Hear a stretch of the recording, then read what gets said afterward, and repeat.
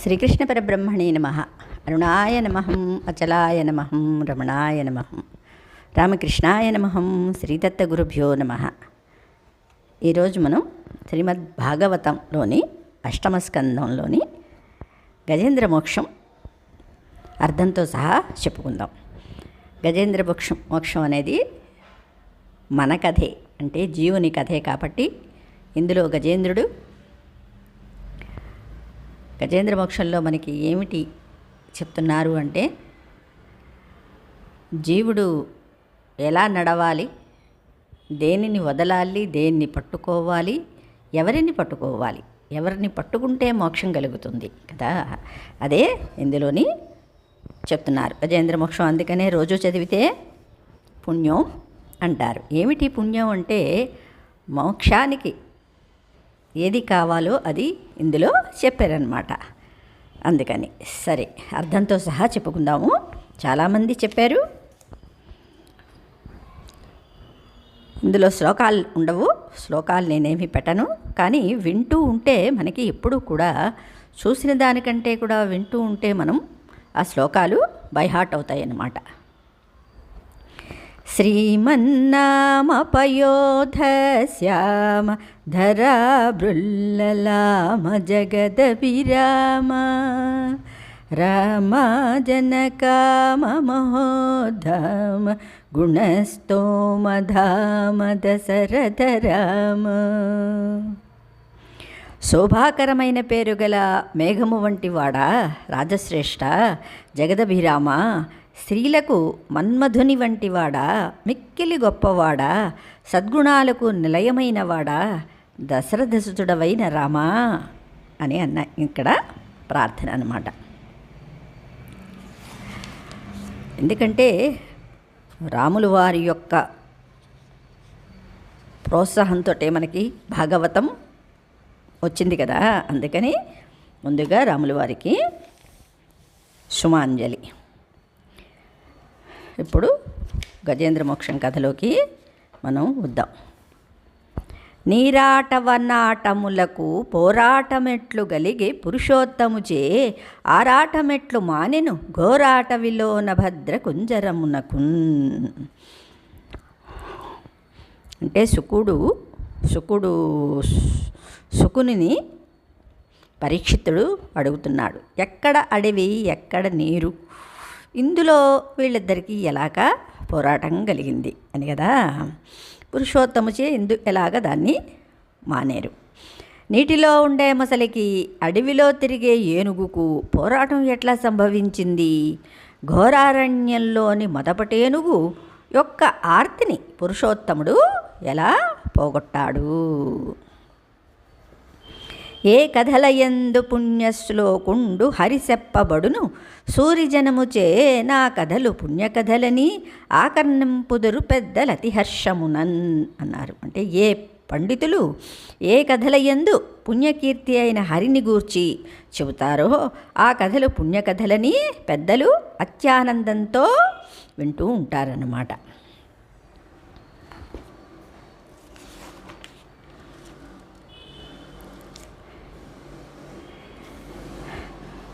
అన్యాలోకనభీకరంబులు జితాసానేక పానీకముల్ వన్యేభంబులు కొన్ని మత్తతనులై వ్రజ్యావిహారాగతో ధన్యత్వంబున భూరిభూధరధరీ ద్వారంబులందుండి సౌజన్య క్రీడల నీరుగాలివడి కాసారావగాహార్ధమై అన్నారు.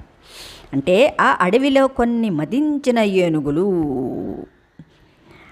ఉన్నాయి. అవి ఇతర జంతువులకు చూడడానికే భయం కలిగించేవి, దిగ్గజాలను సైతం ఓడించగలవి. గుంపు కట్టి విహరించటం వలన ఆ ఏనుగులకు దాహం వేసింది. ఆ ఏనుగుల గుంపు పెద్దవైన కొండ గుహల్లోపల నుండి వచ్చి చెర్లాటలో ఆడుతూ నీటిగాలి సోకి ప్రవాహంలో దిగాలను కొన్నాయి.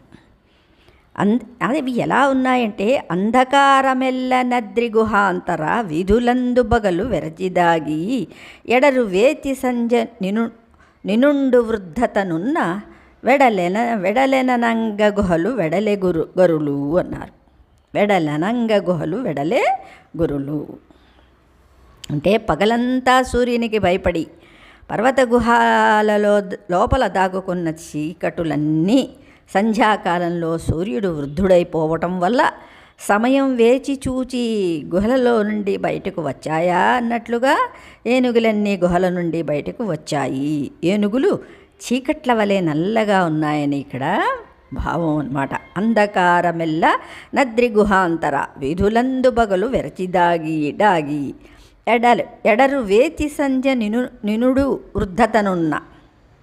అంటే నినుడు అంటే సూర్యుడి కదా, వృద్ధతనున్న అంటే ముసలివాడైపోయాడు అంటే ఏమిటి, ఇంకా సూర్యుడు అస్తమించబోతున్నాడు అనమాట. అన వెడలెలన్ననంగ గుహలు వెడలే గరులు అన్నారు. తలగవు కొండలకైనను మలగవు సింగములకైన మార్కొను కడిమిన్ గలగవు పిడుగులకైనను ఇలా బల సంపన్న వృత్తి ఏనుగుగున్నల్. ఆ గంపులోని గున్న ఏనుగులు బల సంపద చేత కొండలు అడ్డు వచ్చినా ఢీకొంటాయి గాని తొలగిపోవు. ఎదిరించే సామర్థ్యంలో సింహాలకు కూడా వెన్ను చూపవు, పిడుగులు పడినా భయపడవు. పులులు మొత్తంబులు పొదరిండ్లలో దూరు ఘోరభల్లూకముల్ గుహలు సొచ్చు. భూదారముల నేల బొరియలలో డాగు హరిదంతములకేగు హరిణ చెయ్యము. మడువుల జొరబారు మహిష సంగంబులు గండ శైలంబుల గపులు బ్రాకు. వల్మీకములు సొచ్చు వనభుజంగంబులు నీలకంఠంబులు నింగికెగయు. వెరచి చమరీ మృగంబులు విసరువాల చామరంబుల విహరణ శ్రమమువాయ. భయద పరిహేల విహరించు భద్రకరుల గాలివారిన మాత్రాన జాలి బొంది అన్నారు. అంటే ఆ మదపుటేనుగులు భయంకరంగా విహరిస్తుంటే వాటి గాలి సోకిన మాత్రాననే జంతువులన్నీ తప్పుకొన్నాయి. శ్రమపడి పులులన్నీ పొదరిండ్లలో దూరాయి. ఎందుకంటే పులికి అడవికి రాజు అయినా సరే తన అహంకారాన్ని కొంచెం చంపుకొని గుహల్లోకి దూరాయి. అంటే గుంపు వస్తోంది, ఒక ఏనుగునైతే 4 పులులు అక్కడ పట్టుకోగలవు, కానీ గుంపుగా వచ్చిన ఏనుగుల్ని సింహాలు ఏమీ చెయ్యలేవన్నమాట. అందుకని పొదరిండ్లలో దూరాయి. ఘోరమైన ఎలుగుబంట్లు గుహలలోకి వెళ్ళిపోయాయి. అడవి పందులు నేల బొరియల్లో దాక్కున్నాయి. లేళ్లన్నీ అన్ని దిక్కులకు చెదిరిపోయాయి. అడవి దున్నలు మడుగులలోకి చొరబారాయి. కోతులు కొండలెక్కెక్కాయి. అడవి పాములు పుట్టల్లోనికి దూరిపోయాయి. నెమళ్ళు ఆకాశానికి ఎగిరిపోయాయి. చమరీ మృగాలు భయపడి తమ తోకలైన చామరాలతో ఆ ఏనుగులకు విహరించటం వలన కలిగే శ్రమ తొలగిపోయేలా విసురుతూ ఉన్నాయి. ఆ ఏనుగులు వస్తూ ఉంటే జంతువులన్నీ చెల్లాచెదురు అయిపోయాయని అర్థమన్నమాట ఇక్కడ. అంగీకృత రంగన్ మాతంగి మదగంధ మగుచు దద్దయు వేడ్కన్ సంగీత విశేషంబుల భృంగీగణముప్పెమ్రాను పెట్టెడి మాడికిన్ అన్నారు. అంటే ఆ ఆడు ఏనుగుల మదజల పరిమళాలను కోరి ఆస్వాదించిన ఆడు తుమ్మెదలు ఎంతో ఉత్సాహంగా స్తంభింపజేసేలా ఝుమ్ ఝుమ్ అని పాటలు పాడుతున్నాయి.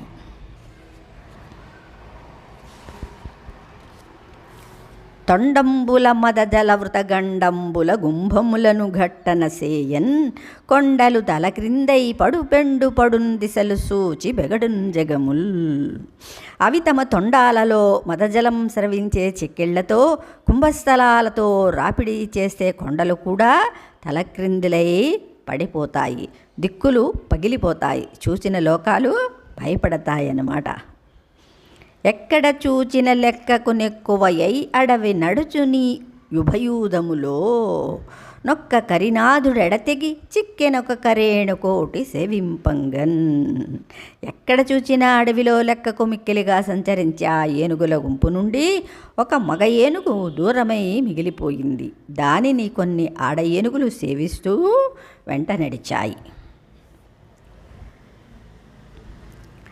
అటంగాంచె గరణీ విభుండు నవపుల్లాంభోజ కల్హారమున్ నటదిందీవరవారమున్ గమఠ మీనగ్రాహ దుర్వారమున్ వటహింతాల రసాల సాల సుమనోవల్లీ కుటీతీరమున్ జటులోద్ధూతమరాళ చక్రబక సంచారంబుగా సారమున్ అన్నారు. అంటే అక్కడ ఒకసారి దాహం వేసింది కదా వాటి, అందుకే కదా ఇవన్నీ బయలుదేరేయి.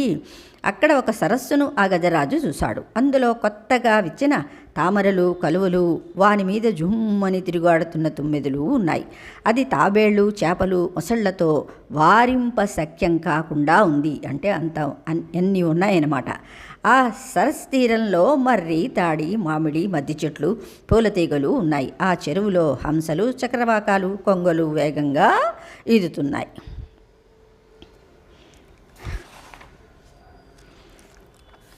ఇంకా ఏనుగులు అందులోకి మెల్లిగా దిగాయి. తొండంబులు పూరించుచు గండంబుల జల్లుకొనుచు గళగళ రవముల్ మెండుకొనవలూద కడుపులు నిండన్ వేదండ కోటి నీటింద్రావెన్. సరే, సరస్సులో దిగిన ఆ ఏనుగులు తొండాలలో నీటిని నింపుకుని చెక్కిళ్లపై జల్లుకుంటూ బుడబుడ ధ్వనులతో పెద్ద పొట్టలు నిండేలా నీటిని త్రాగాయి. అప్పుడు ఏం జరిగింది? ఇహలోకేంద్రుడు హస్తరంధ్రముల నీరెక్కించి పూరించి చండభ మార్గంబునకెత్తి నిక్కివడి నుడ్డాడించి పింజింప నారభటుల్ నీరములోన బెల్లెగసి నక్రగ్రాహ పాఠీనముల్ నభమందాడిడు మీన కర్కటములన్ బట్టెన్ సురల్ మాన్పడన్ అన్నారు. కడుపు నిండగా నీరు తాగారు, బయటికి రావచ్చు కదా, కానీ వాళ్ళ ప్రతాపాన్ని కొంచెం అక్కడ చూపిద్దాం అనుకున్నారన్నమాట. ఇప్పుడు జరిగిన సంఘటన మనం చూద్దాం. ఆ గజరాజు తొండంలోనికి నీరెక్కించి నింపి నిలువుగా 2 కాళ్లపై నిలిచి తొండాన్ని ఆకాశానికి చాచి వేగంగా అటు ఇటు కదిపి ఆర్భాటంతో చిమ్మగా ఆ నీటిలోని మొసళ్ళు, ఎండ్రకాయలు, ఆకాశంలో కదులుతున్న మీన కర్కటాలను పట్టుకున్నాయి అన్నారు. అంటే ఆ తొండంలోకి ఎన్ని జంతువులు వెళ్ళిపోయాయో ఆలోచించండి. అంటే అది చూసిన దేవతలు నిశ్చేష్టులైపోయారు దాని యొక్క గర్వానికి అన్నమాట.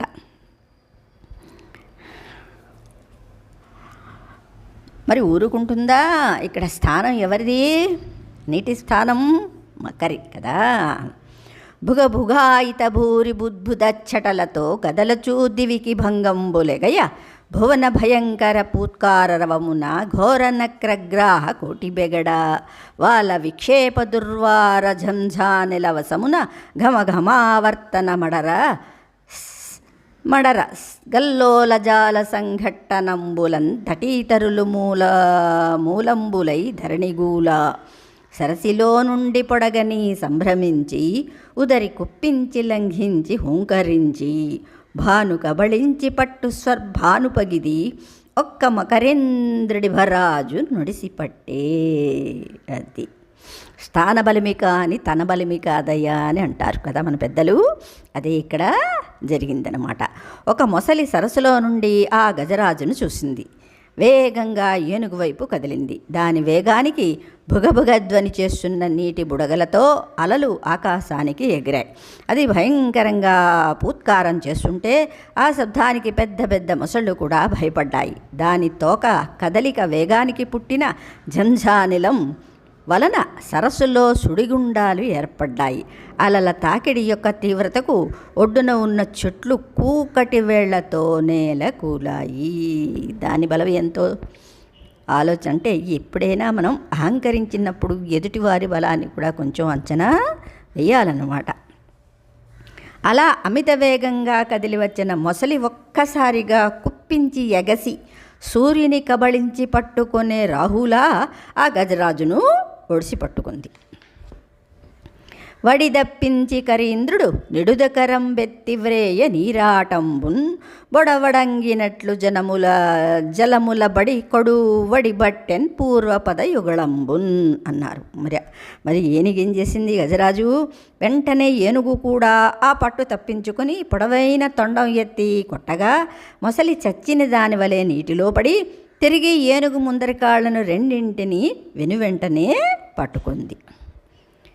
పదములన్ బట్టినన్ తనకు బాటొక ఇంతయులేక సూరతన్ మదగజ వల్లభుండు ధృతిమంతుండు దంతయుగాంత ఘట్టనం చెదరగ జిమ్మె నమ్మకరి కప్పలు మొకరి చిప్పలు పాదలు తప్ప నొప్పరన్ వదలి జలగ్రహంబు కరివాలము మూలము జేరె గోరులన్ అంది. మరి గజం ఏం చేసింది? గజమహారాజు మొసలి తన పాదాలను పట్టుకొన్న మదగజం ఏమాత్రం భయపడకుండా ధైర్యంతో విక్రమించి 2 దంతాల యొక్క మొనలతో ఆ మొసలి యొక్క చిప్పలు కదిలి రూపు చెడిపోయేలా పొడిచింది. అప్పుడు ఆ మొసలి కాళ్ళు వదిలి ఏనుగు తోక మూలంలో కూరలతో చేరింది. అంటే ఎవరు కూర ఇక్కడ తక్కువ కాదనమాట. కరి దిగుచు మకరి సరసికి గరిదరికి నిమకరి దిగుచు గరకరి బెరయన్ గరికి మకరికి గరి భరమనుచును అతలకు తల భటులు అదరిపడన్ అన్నారు. అలా 2 పంతం పూని ఏనుగును మొసలి నీటిలోకి లాగుతుండగా ఏనుగు మొసలిని తీరానికి లాగుతోంది. ఏనుగును మించినది మొసలి, మొసలిని మించినది ఏనుగు అని అతలంలోని భూమి మీద వీరందరూ అదిరిపడ్డారు. మకరి తోట బోరు మాతంగ విభుని ఒక్కరు నిడించి బోవ కాళ్ళు రాక కోరి చూచుచుండె గుంజరి యూధంబు మగలు దగులుగారె మగువలకును. అంటే మొసలితో అక్కడ గట్టి మీద కూర్చుని అందరూ చూస్తున్నారు కదా. మొసలితో పోరాడే గజరాజును ఒంటరిగా విడిచిపోవడానికి కాళ్ళు రాక ఆడు ఏనుగులన్నీ దాన్ని జయాన్ని కోరి చూస్తూ ఉండిపోయాయి. కాంతలకు మగలయందు తగులాట ఉంటుంది కదా అన్నారు. అంటే ఇద్దరికీ ఒకరికొకరికి బంధం ఉంటుంది కదా, మరి ఎలా వెళ్ళిపోగలరు? జీవనంబు తనకు జీవనంబయ్యుంట నలవు జలమునంత కంతకెక్కి మకర మొప్పె డస్కె మత్తేభమల్లంబు బహుళపక్ష సీత భానుపగిది అన్నారు. అంటే నీరు తనకు జీవనాధారం కాబట్టి మొసలికి అంతకంతకు బలం పట్టుదల పెరిగాయి. గజరాజు కృష్ణపక్ష శీతాకాల భానుల్లా అంతకంతకు అలసిపోయాడు. అందుకే నర్తన బలిమి కానీ తాన బలిమి కానీ తన బలిమి కాదయ్యా అని.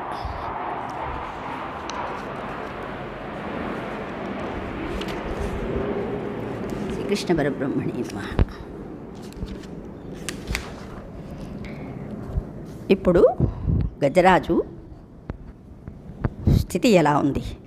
పాదద్వంద్వము నేలమోపి పవనున్ బంధించి పంచేంద్రియోన్మాదంబు పరిమార్చి బుద్ధిలత కున్మారాకు హత్తించి నిష్ఖేద బ్రహ్మపదావలంబనన్ రీతి క్రీడించి యోగేంద్ర మర్యాదన్నక్రమ విక్రమించే గరిపాదాక్రాంత నిర్విక్రమై.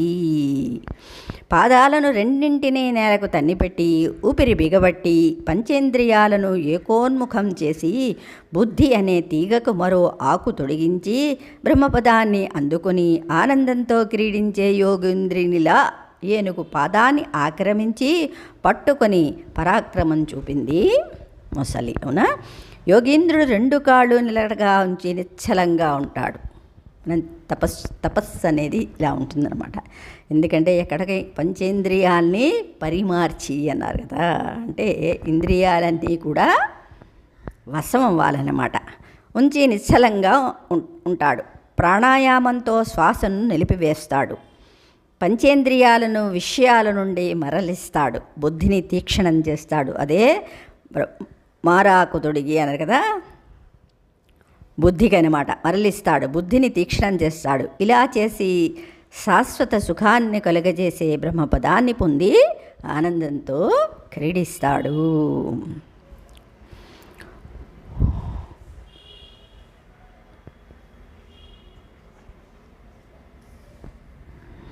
ఊహగల్లంగి జీవన పుటోలమునన్బడి పోరుచున్ మహామోహలతా నిబద్ధ పదమున్ విడిపించుకొనంగలేక సందేహము బొందు దేహిక్రియ దీనదశన్ గజముండే భీషణగ్రాహ దురంతదంత పరిఘట్టిత పాదకురాగ్రశల్యమై అన్నారు. అంటే ఆలోచనలు అస్తవ్యస్తమై జీవితపు లోతులలో పడి కొట్టుకుంటూ పోరాడుతూ మహామోహం అనే పాసాలతో కట్టబడిన స్థితి నుండి బయటపడలేక గిజగిజలాడే జీవుని వలె గజరాజు కూడా దిక్కుతోచక నీటి లోతుల్లో పడి పోరాడుతూ పెద్ద మొసలి అనే లత పెనవేసుకుపోయిన పాదాన్ని విడిపించుకోలేక తన ప్రాణాలపై సందేహిస్తూ దీనదశను పొందింది.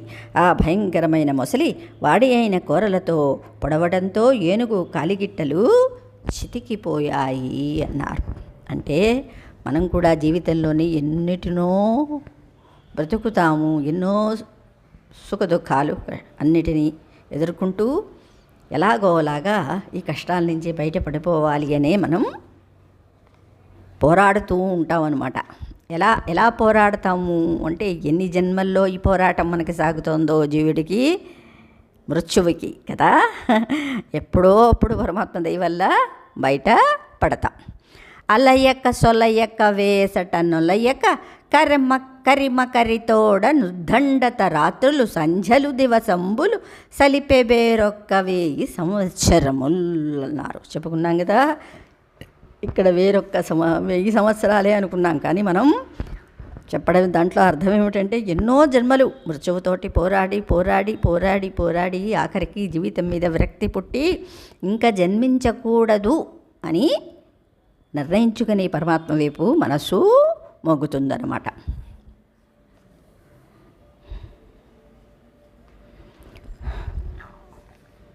ఏ రూపంబున దీని గెల్తు నిటమీదే వెంట జింతింతు నెవ్వారింజీరుదు నెవ్వరడ్డమిక నివ్వారి ప్రచారోత్తమున్ వారింపందగు వారలెవ్వరఖిల వ్యాపార పరాయణుల్ లేరే మృక్కెద దిక్కుమాలిన మరాలింపన్ ప్రపుణ్యాత్మకుల్ అన్నది. ఏ రీతిగా దీనిని ఇంకా గెలుస్తాను, ఎందుకంటే అక్కడ శక్తి అంతా పోయింది, ఉపాయాలన్నీ కూడా అయిపోయాయి కదా. ఇక పైన ఏ ఉపాయాన్ని ఆలోచించను, ఎవరిని పిలవను, ఎవరు అడ్డుపడతారు, ఈ మొసలిని ఆపేవారు ఎవరు, దిక్కులేని వారి మొర ఆలకించే పుణ్యాత్ములు, సమస్త వ్యవహారాలను చక్కబెట్టడంలో దిట్టలు అయిన వారు లేరా, వారికి మొక్కుతాను అనుకుంది. నానానేక పయోధముల్ వనములోనన్ పెద్దకాలంబు సన్మానింపన్ 10,00,000 కోటి కరణీనాథుండనయ్యుండి మద్దానాభం పరిపుష్ట చందనలతాంతఛాయలందుండలే కీ నీరాట నిటేల వచ్చితి భయం బెట్లో కదే ఈశ్వరా. మనం అప్పుడప్పుడు అనుకుంటాం, ఎక్కడైనా మన ప్రయాణాల్లోని కానీ ఏదైనా సమస్య వచ్చినప్పుడు హాయిగా ఇంట్లో కూర్చోకుండా ఎందుకు ఇలాగ రావటం, ఏమిటి కోరికలు అని అనుకుంటాం కదా. ఒక వయసు వచ్చేసాక అలాగా గజేంద్రుడు కూడా ఇంకా తన బలం ఇంకా సరిపోక మళ్ళీ పరమాత్మని, ఏ పరమాత్మ నన్ను కాపాడుతాడు అని వేడుకుంటోంది. ఎలాగా మనం డాక్టర్ని మనం స్పెషలిస్ట్ని చూసుకుంటూ ఉంటాం కదా, ఎవరు మంచి డాక్టరు అని. అలాగా గజేంద్రుడు కూడా నన్ను కాపాడే దైవము ఎవరు అని వెతుకుతోంది. ఎవ్వని చే జనించు జగమెవ్వని లోపల నుండు లీనమయ్యి ఎవ్వని యందుడిందు పరమేశ్వరుడెవ్వడు మూల కారణం బెవ్వడు అనాది మధ్యలయుండెవ్వడు సర్వమూ దానయైన వాడెవ్వడు వానినాత్మభూ ఈశ్వరునే శరణంబు వేడెదన్. ఏమంది? ఈ విశ్వమంతా ఎవని నుండి పుట్టి ఎవని లోపల ఉండి ఎవని యందు లయించిపోతోందో, ఎవడు పరమేశ్వరుడో, అంతకు మూల కారణమెవడో, ఆది మధ్యాంతులు లేనివాడు ఎవరో, ఈ సమస్తము తానే అయినవాడు ఎవరో, సర్వాంతర్యామి అయిన ఈశ్వరుని శరణు కోరుతున్నాను కోరుతున్నాను.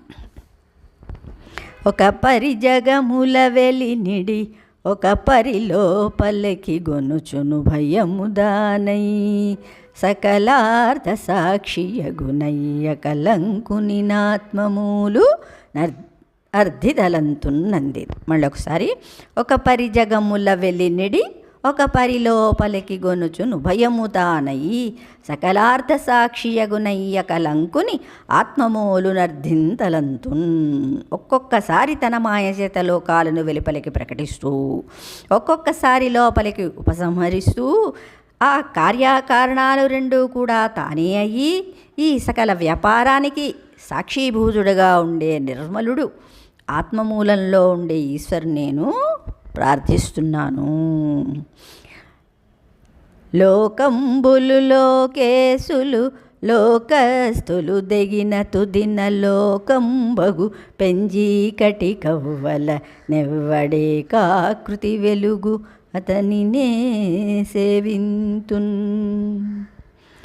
ప్రకటమయ్యే లోకాలు, లోకాలలో ఉండేవారు, లోకాలను పాలించేవారు అందరూ నశించిపోగా చివరికి లోకాలేవీ లేని అవునా లోకస్తుల దెగిన తుది నలోకంబగు. నలోకం అంటే లోకాలు లేని పెనుచీకటి మిగులుతుంది కదా, దానికి అవతల ఏకాకారుడై వెలిగే ఆ ఈశ్వరుని నేను సేవిస్తాను అన్నారు. నర్తకుని భంగి పెక్కగు మూర్తులతో నెవ్వడాడు మునులు దివిజులున్ నేరెవ్వని వర్తన మొరులెరుంగరెట్టివాని నృతింతున్. అనేక రూపాలతో నటుని వలె ఎవరు నటిస్తూ ఉంటాడో, మునులు దేవతలు కూడా ఎవనిని స్తుతించలేరో, ఎవని ప్రవర్తనను ఇతరులు తెలుసుకోలేరో అటువంటి వారిని నేను స్తుతిస్తాను అన్నారు. అంటే పరమాత్మ ఒక లోకానికి చెందినవారు కాదు, అసలే లోకమే లేని స్థితి పరమాత్మ కదా. ఒక లోకము ఉంది అంటే అక్కడ చూచేవాడు చేసేవాడు ఉంటాడు కదా. ఆయన ఒక్కరే ఉండే స్థలం ఏది అంటే చీకటి కవ్వల అనేవాడేకాకృతి, అక్కడ ఏది ఉండదు, ఓన్లీ పరమేశ్వరుడే ఉంటాడనమాట. ముక్తసంగులైన మునులు దిదృక్షులు సర్వభూతహితులు సాధుచిత్తు అసదృశవ్రతాఢ్యులై కొల్తు రవ్వని దివ్యపదము వాడు దిక్కు నాకు.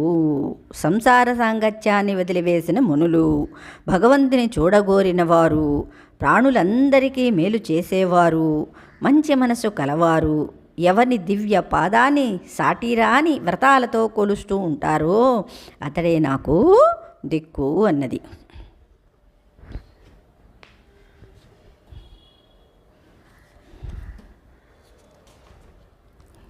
శ్రీకృష్ణ పరబ్రహ్మణే నమః. ఇప్పుడు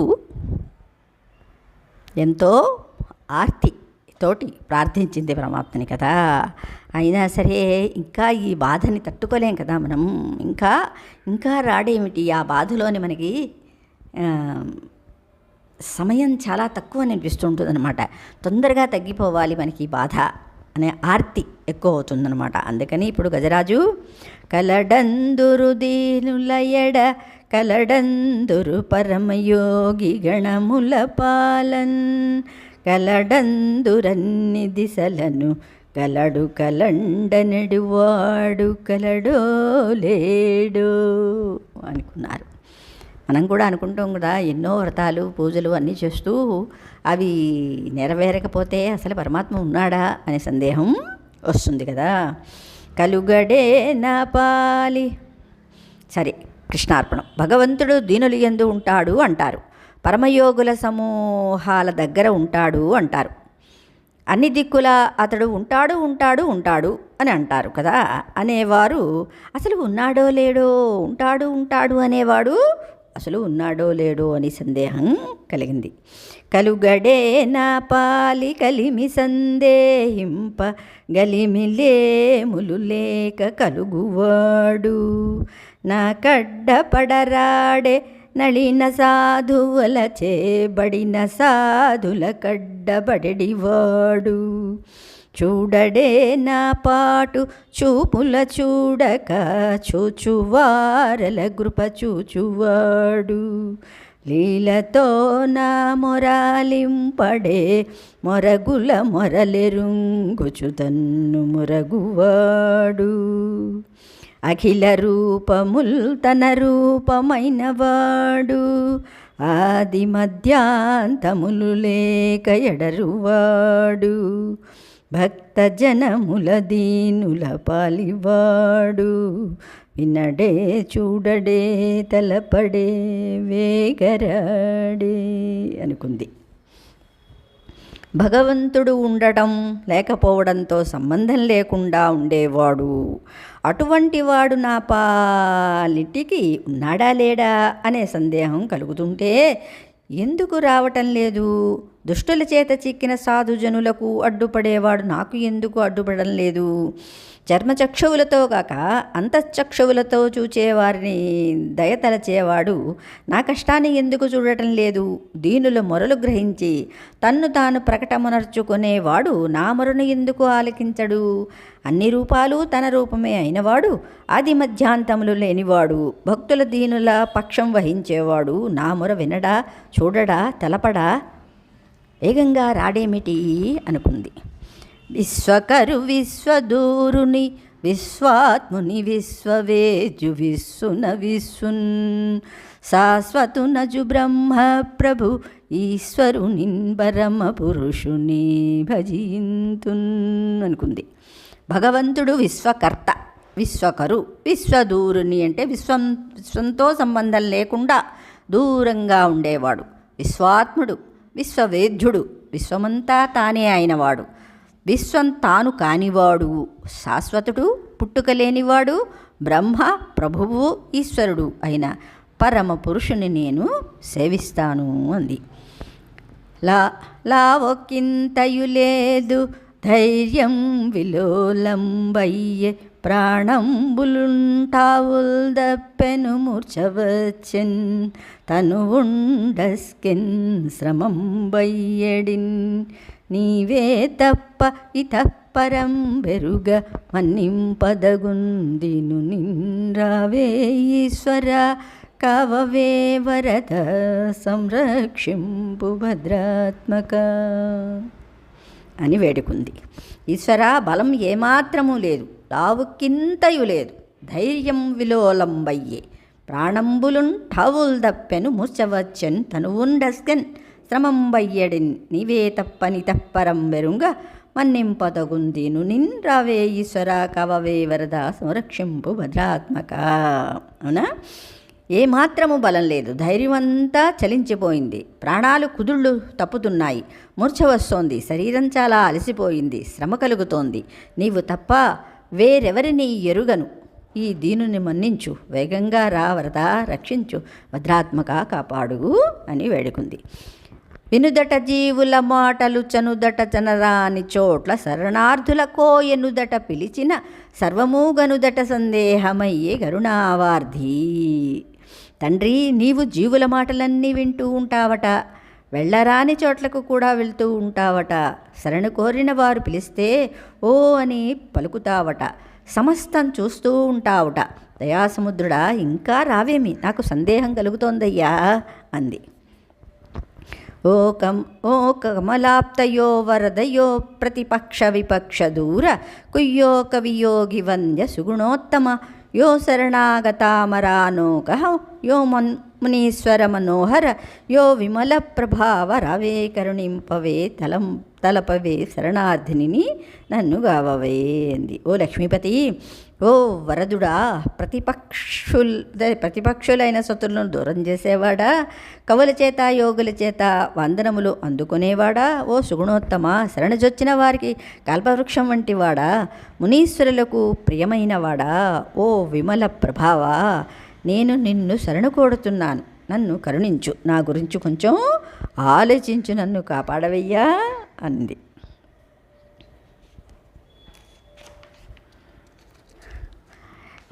విశ్వమయతలేమి వినియునూరకయుండి అంబుజాసనాదులడ్డుపడక విశ్వమయుండు విభుండు విష్ణుండు జిష్ణుండు భక్తియుతన కడ్డ పడదలంచే.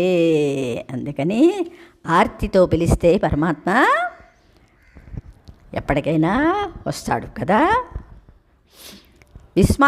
విశ్వాత్మత లేక పోవటం చేత బ్రహ్మాదులు విని కూడా అడ్డుపడకుండా ఉండిపోయారు. గజేంద్రుడు ఏ విధంగా సంబోధించాడు, ఆ సంబోధనలేవి వాళ్ళకి లేవన్నమాట. అంటే ఏ సర్టిఫికెట్లు ఇచ్చాడో గజేంద్రుడు, ఆ సర్టిఫికెట్లు అన్నీ వీళ్ళకి లేవు. అంటే అందుకోసం వాళ్ళెవరూ కూడా పలకలేదు. ఇక్కడ పేరు పెట్టి ఎవరిని పిలవలేదు గజేంద్రుడు అనమాట. అందుకని అందరికీ పేర్లు ఊర్లు ఉన్నాయి కదా మరి, అందుకని వాళ్ళెవరూ కూడా పలకలేదు. విని కూడా అడ్డుపడకుండా ఉండిపోయారు. విష్ణువు విశ్వమయుడు, జిష్ణుడు కాబట్టి భక్తి కలిగిన గజేంద్రునకు అడ్డుపడాలని కొన్నాడు. అలవైకుంఠపురంబులో నగరిలో నామూల సౌధంబుదాపల మందారవనాంతరామృత సరప్రాంతేందు కాంతోపలోత్పల పర్యంకరమా వినోదియగు నాపన్న ప్రసన్నుండు విఫల నాగేంద్రము పాహి పాహి అన గుయ్యాలించి సంరంభియై అన్నారు. దూరంగా వైకుంఠపురం ఉంది, అందులో అంతఃపురం. అక్కడ చాటుగా మూలన ఉన్నది ఒక భవనం. దానికి ఆనుకుని దగ్గరలోనే మందార కల్పవృక్షాల వనం మధ్యలో అమృత సరస్సు ఉంది. దాని తీర ప్రాంతంలో చంద్రకాంతమణులు కలువల చేత కూర్చబడిన తల్పం ఉంది. దానిపై రమాదేవితో కలిసి క్రీడిస్తున్నాడు మహావిష్ణువు. అతడు ఆ పన్నుల పట్ల ప్రసన్నుడు కాబట్టి భయంతో గజరాజు పాయి పాయి అని మొరపెట్టుకోగా ఆ మొరను ఆలకించి తొట్టుపడి లేచాడు.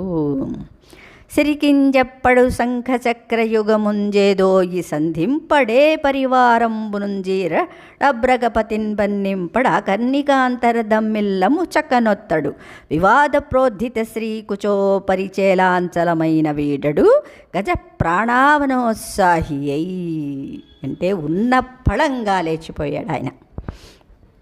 అవునా? ఏనుగు ప్రాణాలు కాపాడాలనే సంరంభంలో లక్ష్మీదేవికి ఏమీ చెప్పకుండా శంఖచక్రాలను చేత ధరించకుండానే ఏ పరివారాన్ని పిలవకుండానే బయలుదేరిపోయాడు. గరుత్మంతుడికి సిద్ధం కమ్మని చెప్పలేదు. చెవుల మధ్య చంద్రవదనంగా ఆయన జుట్టును సరిదిద్దుకోలేదు. ఆట మధ్యలో వివాదం వచ్చి లేవగా పట్టుకున్న లక్ష్మీదేవి పయ్యద కొంగును కూడా విడిచి పెట్టలేదు. తన వెంటన్ సిరిలచ్చి వెంట నవరోధవ్రాతమున్ దాని వెన్కను బక్షీంద్రుడు వాని పొంతను ధనుకౌమోదికి శంఖచక్రనికాయంబును నారదుండు ధ్వజనీకాంతుండు రావచ్చిరొయ్యన వైకుంఠపురంబునన్ కలుగువారాబాల గోపాలమున్. ఎలా బయలుదేరాయన? తన వెనక లక్ష్మీదేవి వెంట అంతఃపుర స్త్రీలు, వారి వెనక గరుత్మంతుడు, అతని పక్కనే ధనుస్సు, కౌమోదికి అనే పేరు గల గద, శంఖచక్రాలు ఇవన్నీ వస్తుంటే నారదుడు, సేనాపతి అయిన విక్షసేనుడు రాగాక్రమంగా వైకుంఠపురంలోని వారు ఆ బాలగోపాలం తరలి వచ్చారు. అందుకనే పరమేశ్వరుని ఒక్కడిని తలుచుకుంటే తక్కినవన్నీ కూడా ఆయన వెంటే వస్తాయి కాబట్టి అలా తలుచుకోవాలన్నమాట. అయితే ఇక్కడ లక్ష్మీదేవికి పాపం చెంగు ఆయన చేతిలో ఉండిపోయింది కదా, అందుకని ఆవిడ కూడా రావలసి వచ్చింది. తన వేంచేయు పదంబు పేర్కొనడనాథ శ్రీ జనాలాపముల్ వినెనో మృచ్చులు ముచ్చిలింజిరో కలుల్ వేద ప్రపంచంబులన్ ధనుజానీకము దేవతా నగరిపై దండెత్తెనో భక్తులంగని చక్రాయుధుడేడి చూపుడని ధిక్కారించిరో దుర్జనుల్. ఆవిడికి పాపం ఇవన్నీ ఆవిడికి అలవాటే కాబట్టి ఇప్పుడు ఏం జరిగిందో అని సందేహిస్తోంది. తాను ఏ చోటికి వెళ్తున్నాడో చెప్పలేదు. అనాథ స్త్రీల ఆర్తనాదాలు విన్నాడు. దుష్టులైన దొంగలెవరైనా వేదాలను దొంగిలించారో, రాక్షస సమూహం దేవతల్ నగరంపై దండయాత్ర చేసిందో, లేక చక్రాయుధుడెక్కడా చూపించు అని దుష్టులు భక్తులను ధిక్కరించి అడిగారో తెలియదన్నమాట. పాపం ఆవిడ ఎలా ఉంది, ఆవిడ స్థితి ఎలా ఉందో ఇక్కడ చెప్తారు. తాటంకా చలనంబుతో భుజనట దమ్మిల్ల బంధంబుతో సాటీ ముక్త కుచంబుతో అధుడ చంచత్కాంచితో శీర్ణ లలాటాలేపముతో మనోహర కరాలగ్నోత్తరీయంబుతో కోటీంద్ర ప్రభతో నురోజభర సంకోచద్విలగ్నంబుతో. భర్త వెంట నడిచే ఆమె చెవుల తాటంకాలు అటు ఇటు ఊగుతున్నాయి. జుట్టు ముడు వీడి భుజాలపై నాట్యం చేస్తోంది. పయ్యద కొంగు తొలగిపోయింది. ఒడ్డాణం వదిలైంది, కదిలిపోతోంది. నుదుటి మీది బొట్టు జారిపోయింది. బయట చెంగు భర్త చేతిలో ఉండిపోయింది. కోటి చంద్రకాంతులతో అలరారుతోంది.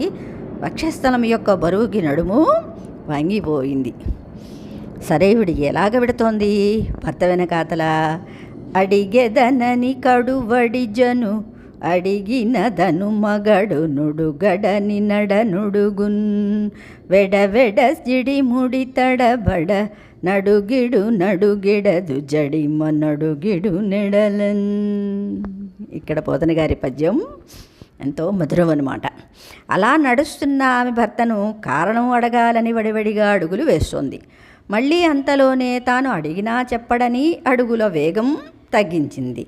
ఈ విధంగా ద్వైధీభావంతో ఆమె ఒక్కొక్కసారి అడుగులు వేస్తూ ఒక్కొక్కసారి అడుగులు వేయకుండా తొట్టుపాటుతో నడుస్తోంది.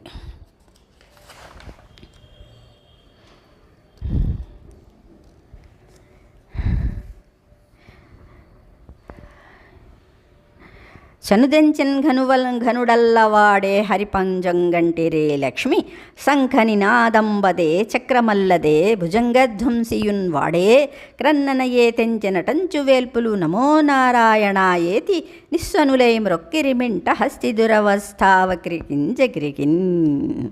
అదిగో ఆ ఘనుడు హరి వచ్చేశాడు. హరి పక్కన లక్ష్మీదేవి ఉంది చూసారా? అదిగో శంఖధ్వని చక్రం, అడుగో గరుత్మంతుడు, అందరూ వేగంగా వచ్చేస్తున్నారు అంటూ నమో నారాయణ అంటూ ఏనుగు దురవస్థను పోగొట్టే ఆ చక్రాయుధునికి ఆకాశంలో నిలబడి నమస్కరిస్తున్నారు.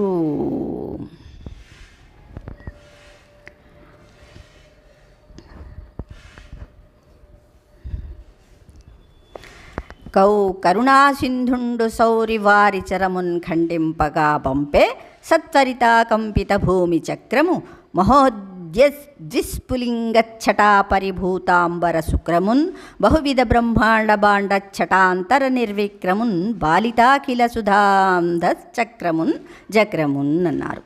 దయాసముద్రుడైన సౌరి మొసలిని ఖండించడానికి చక్రాయుధాన్ని పంపాడు. అది భూమండలాన్ని మిక్కిలి వేగంతో కంపింపజేస్తోంది. అతివేగంగా వెలువడుతున్న నిపురవ్వల చేత శుక్రగ్రహాన్ని కూడా ఓడించినట్లుగా ఉంది. అనేక బ్రహ్మాండ భాండాల సమూహాలలో ఎక్కడా చక్రానికి ఎదురలేదు. అది నిఖిల దేవతా సమూహాన్ని పాలించేది కాలం కదా. మకరమొకటి రవిజొచ్చను మకరము మరి ఒకటి దన్నదు మాటున్నదాగెన్ మకరాలయము నందిరిగెడు మకరంబులు కూర్మరాజు మరువున్న కరిగెన్. ద్వాదశ రాజుల్లోని మకరం సూర్యునిలో దూరింది. నవనిధులలోని మకరం కుబేరుని మరుగుజొచ్చింది. సముద్రంలో తిరిగే మొసళ్ళన్నీ ఆది కూర్మం మరుగున చేరాయి. తమముంబాసిన రోహిణి విభుక్రియం దర్పించి సంసార దుఃఖము వీడుకొన్న విరక్త చిత్తుని గతిన్ గ్రాహంబు పట్టూడ్చి పాదములల్లార్చి కరేణుకా విభుండు సౌందర్యంబుతో నొప్పే సంభ్రమతాసాకరిణీకరోగ్జిత సుధాంబస్నాన విశ్రాంతుండై అన్నారు. ఆ గజరాజు అప్పుడు చీకటలు విరియగా చంద్రుడు దర్పించినట్లుగా వెలుగొందాడు. సంసార దుఃఖం నుండి తరించిన విరాగిలా మొసలి పట్టు నుండి విడిపించుకొని పాదాలు జాడించాడు. ఆడదిగ్గజాలు సంతోషంగా తమ తొండాలతో అమృతజలం వర్షించగా స్నానమాడిన గజరాజు విశ్రాంతి పొంది అందంగా కనిపించాడు. పూరించెన్ హరిపాంచజన్యము కృపాంభోరాశి సౌజన్యమున్ భూరిధ్వాన చలాచలీకృత మహాభూత ప్రచైతన్యమున్ సారోదారసిత ప్రభాచకిత పజ్జన్యాది రాజన్యమున్ దూరీభూత విపన్న దైన్యమును నిర్ధూత ద్విషత్సైన్యమున్ అన్నారు. అప్పుడు హరి విషసూచికంగా పాంచజన్యాన్ని పూరించాడు. ఎందుకంటే జయం కలిగింది కదా. అది సుజనుల పట్ల దయా సముద్రం వంటిది. తన గొప్ప ధ్వని చేత పంచమహాభూతాలలోని గొప్ప చైతన్యాన్ని కదలకుండా చేసేది. అధికమైన గొప్ప తెలని కాంతి చేత పర్జన్యాది రాజసమూహాన్ని చకితమునర్చేది. విపన్నుల యొక్క దైన్యాన్ని దూరం చేసేది. శత్రు సైన్యాన్ని తుడిచిపెట్టేది. మొరసెన్ నిర్జరదుందుభుల్ జలరుహామోదంబులై వాయువుల్ దిరిగెన్ పువ్వుల వానజల్లు గురిసెన్ దేవాంగనాలాస్యముల్ పరంగెన్ దిక్కులయందు జీవజయ శబ్దధ్వానముల్ నిండే సాగరము పొంగే తరంగ చుంబిత నభోగంగా ముఖాంభోజమయి అన్నారు. ఆ సమయంలో దేవదుందుములు మ్రోగాయి. తామర పూల సువాసనతో గాలులు విచాయి. పూలవాన జల్లు కురిసింది. దేవతాశ్రీలు నాట్యం చేశారు. ప్రాణులు చేసే జయ జయ జయ జయ జయ శబ్దాలు దిక్కులంతటా నిండాయి. ఆకాశగంగ యొక్క ముఖ పద్మాన్ని తరంగాలతో చుంబిస్తున్నట్లుగా సముద్రం ఉప్పొంగింది. నిడుదయ్యగు కేల గజమును మడువున వెడలంగ దిగిచి మదజల రేఖల్ దుడుచుచు మెల్లన పుణుకుచు నుడి పెన్ విష్ణుండు దుఃఖముర్వీనాథ. రాజా, విష్ణువు తన పొడవైన చేతితో గజాన్ని సరస్సు నుండి వెలుపలికి లాగి దాని మదజల రేఖలను తుడుస్తూ మెల్లగా శరీరాన్ని నిమురుతూ దాని దుఃఖాన్ని పోగొట్టాడు. శ్రీహరికర స్పర్శను దేహము దాహంబుమా అని ధృతి గరణీ సందోహంబుదాను గజపతి మోహనంగీకార శబ్దములతో నొప్పెన్నన్నారు. అంటే శ్రీహరి చేయి తాకడం చేత ఏనుగుకు శరీరమంతా తాపం తేరిపోయింది. ఆడ ఏనుగులు తాను కలిసి గజపతి ఇంపైన ఘీంకారాలు చేస్తూ ఉల్లాసం ప్రకటించాయి. కరమున మెల్లన నివురుచు కరమనురాగమున మెరసి కలయంబడుచున్ హరికథమున బ్రతుకుచు గరపీడనమాచరించే గరుణుల మరలన్. ఏనుగు శ్రీహరి వలన బతికింది కదా. మిక్కిల అనురాగంతో ఆడ ఏనుగులను తన తొండంతో నిమురుతూ పెనవేస్తూ మళ్ళీ కరపీడనం చేసింది.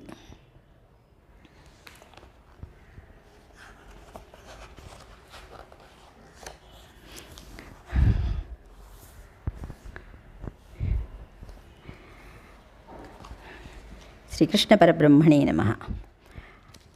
ఇక్కడ చెప్తున్నారు కదా శ్రీహరికి పాదసేవ ఎలా చేయాలి.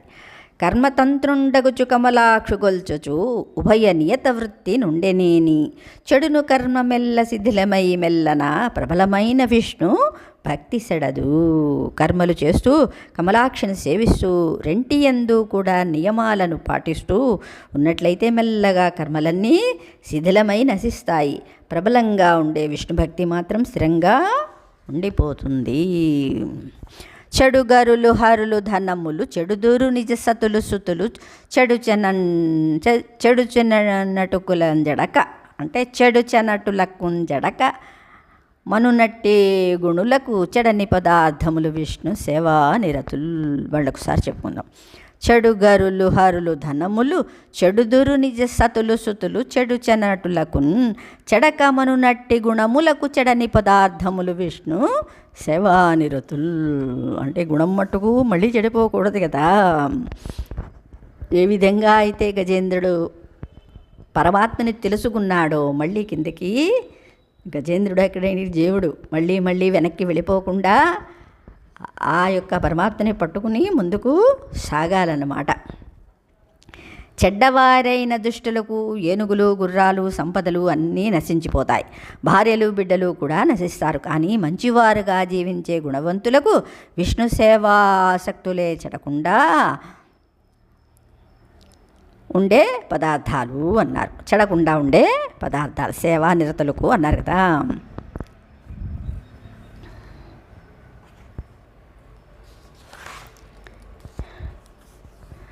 గజరాజమోక్షణంబును నిజముగ పఠించునట్టి నియతాత్ములకున్ గజరాజ వరదుడిచ్చును గజతురగస్యంధనములు కైవల్యంబున్ అన్నారు. గజేంద్ర మోక్షము కథను చిత్తశుద్ధి కలిగి చదివే దీక్షాపరులకు ఆ గజరాజ వరదుడు ఏనుగులను గుర్రాలను రథాలనే కాక కైవల్యాన్ని కూడా ఇస్తాడు. శ్రీకృష్ణ పరబ్రహ్మణే నమః.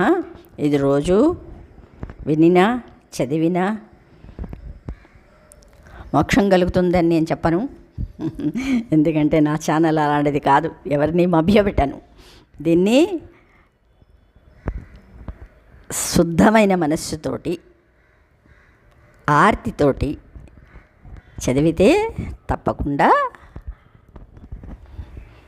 చిత్తశుద్ధి కలుగుతుంది. శ్రీకృష్ణ పరబ్రహ్మణే నమః.